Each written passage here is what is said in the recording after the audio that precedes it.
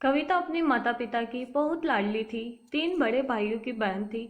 कोई भी चीज मांगने पर उसी वक्त सामने हाजिर हो जाती। पूरे घर में रूप था उसका। पूरे परिवार और नौकरों पर राजकुमारी की तरह हुक्म चलाती थी।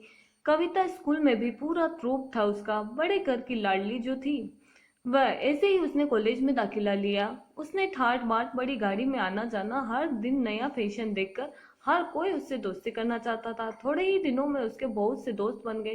पूरे कॉलेज में उसकी अपनी ही एक पहचान थी। इन दिनों उसके घर एक रिश्ता आया।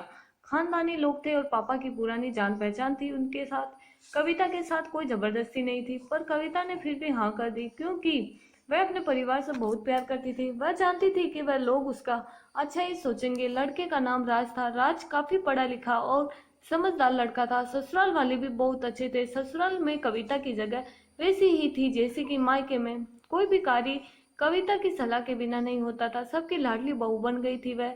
फिर उसके घर एक बेटे का जन्म हुआ, राहुल।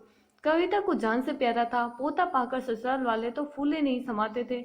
कविता कभी कभी सोचती थी कि उसकी किस्मत कितनी अच्छी है। उसका हर अपना उसे कितना प्यार करता है, चाहे जीवन में कैसा भी समय आए। मेरे अपने हमेशा मेरे साथ है, मैं कभी अकेली नहीं हो सकती। कितनी खुशकिस्मत हूँ मैं। पर शायद कविता की खुशियों को उसकी अपनी ही नजर लग गई थी। एक दिन वह मायके जाने की जिद कर बैठी। राज को बहुत काम था, लेकिन वह फिर भी उसे ले गया।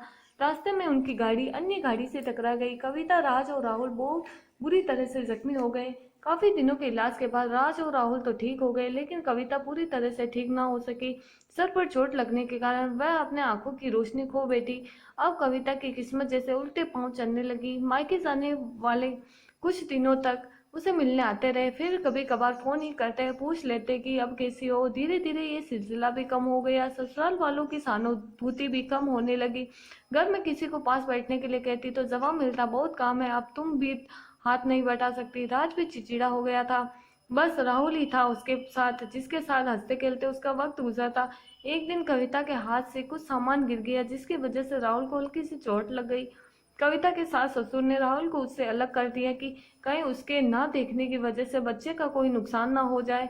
कविता अंदर से टूट चुकी थी। एक दिन उसने सबके सामने मायके जाने की इच्छा रखी तो राज उसे तुरंत मायके छोड़ आया, जैसे ही कि वह भी नहीं चाहता था। लेकिन राहुल को उसके साथ नहीं भेजा गया।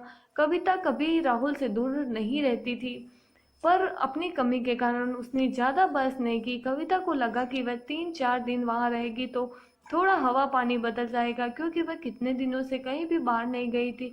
घर वाले भी इतने दिनों बाद उसे देखकर कितने खुश होंगे। कविता के घर पहुंचने पर सब लोग बहुत खुश हुए। खाने में सब कुछ कविता की पसंद का ही बना था। उसने अपने मम्मी पापा और भाई भाभीियों से दिल खोल कर बातें की। उनके छोटे छोटे बच्चे भी बुआ के साथ घुल मिल गए थे।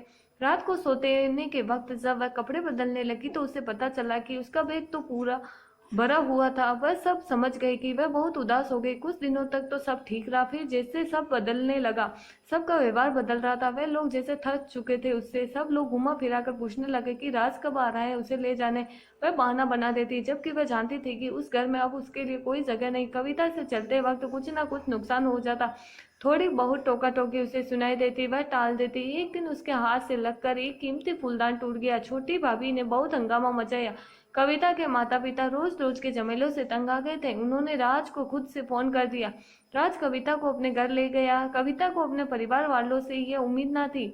जिस कविता के कहे बिना घर में एक पत्ता भी नहीं हिलता था, उस घर के लिए अब वह बोझ बन चुकी थी। राज के साथ ससुराल आते वक्त वह बहुत खुश थी, क्योंकि वह अपने घर जा रही थी, अपने जिगर के टुकड़े राहुल के पास। परंतु ये खुशी भी कुछ पल की ही थी। सारा बंदोबस्त पहले ही किया हुआ था। कविता को सीधे ऊपर वाले कमरे में पहुंचा दिया गया। राहुल से दूर रहने की सख्त चेतावनी दी गई।